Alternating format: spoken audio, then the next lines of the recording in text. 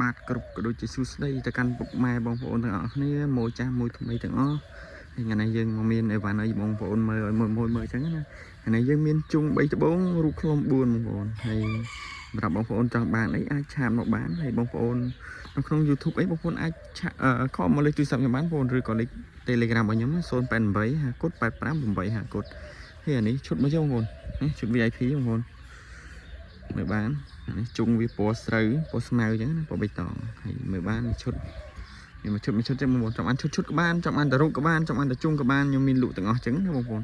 ហើយអានេះយើងរៀបជាឈុតអញ្ចឹងណាបងប្អូនចង់បានមួយឈុតអញ្ចឹងយកទៅលេងហ្មងគឺក៏បានអញ្ចឹងណាវាបានដូចគ្នាបងប្អូនស្រួលលេងអញ្ចឹងណាយើងយកទៅហើយគុណភាពជុងគុណភាពរូបគឺអែមបងប្អូនមើលជុងមកអញ្ចឹងបងប្អូនមើលបានហើយមើលទៅបងប្អូនគុណភាពគឺតានេះបងប្អូនអែមសម្រាប់បងប្អូនតែចង់បានយកទៅលេងអីបងប្អូនអាចឆាតអាចតាក់ទងមកបានបងប្អូនអីវ៉ាន់យើងមានសល់តែប៉ុណ្្នឹងទេបងប្អូនអស់ហើយព្រោះម៉ូយើងគាត់កំងច្រើនហើយណាមួយ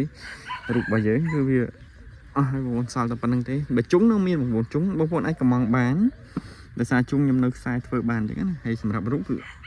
សល់តែប៉ុណ្្នឹងទេគឺអស់ហើយហើយបងប្អូនចង់បានឆាតមកបងប្អូនតម្លៃគិតឲ្យមុំធូទេតែគ្នាលេងអញ្ចឹងបងប្អូនហើយមើលបានបងប្អូនគុណភាពរូបគុណភាពជុំបងប្អូននេះជុំមកយើងបងប្អូនមើលបានយើងដាក់មួយស្មៅទៅវាពណ៌ហ្នឹងឯងបងប្អូនមើលវាស៊ីគ្នាអញ្ចឹងណាបងប្អូនហើយសម្រាប់បងប្អូនចង់បានបងប្អូនអាចឆាតមកបានលឿនបងប្អូនឯវ៉ាន់យើងមានតែប៉ុណ្្នឹងទេចង់បានជាឈុតក៏មានចង់បានរូបចង់បានរូបក៏មានចង់បានតែជុំក៏មានអញ្ចឹងណាបងប្អូនហើយបងប្អូនចង់បានឆាតមកបងប្អូនតែបានយើងមានប៉ុណ្្នឹងឯងបងប្អូន